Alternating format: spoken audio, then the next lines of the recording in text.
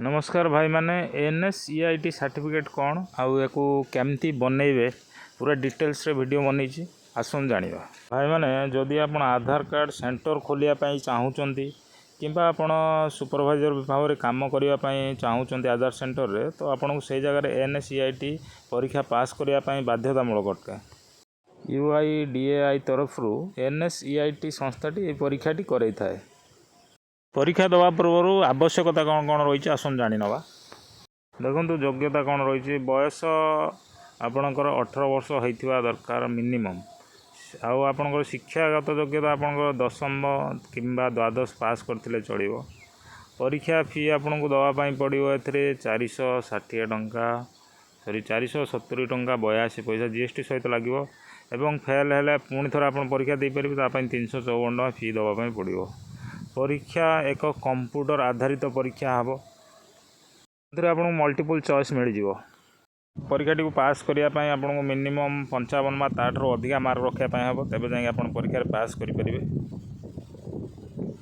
परीक्षा पास कले जो सर्टिफिकेट मिले आपको तार वैधता 3 वर्ष करेंगे। आवेदन आसन जाना भाई मैंने जदि चैनल टी प्रथम थर विजिट कर चैनल को सब्सक्राइब कर दिंतु, लाइक करूँ, कमेंट करूँ और शेयर कर दिंतु। वीडियोटी समस्त काम लगे तो मुझे आपको स्क्रीन ले स्टेप बाय स्टेप देखा केमी आपड़ यापाई आवेदन करेंगे। देखो आपको प्रथम जावाई पड़ो NSEIT उडाडी पोर्टल को जावाई पड़ो। गूगल क्रोम मारतु कि कंप्यूटर भी आप खोली पारे। खोलला देखो ये पेजटी आसो।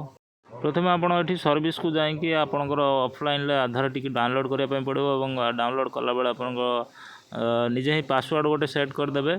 ऑफलाइन आधार डाउनलोड है पासवर्ड को निज हिसाब से सेट करेंगे और मन रखि थे। नेक्स्ट स्टेप आपको कम लगे। देखो नेक्स्ट स्टेप कौन हो से गोटे न्यू यूजर ऑप्शन देथिबो तापर क्लिक करने पड़ो।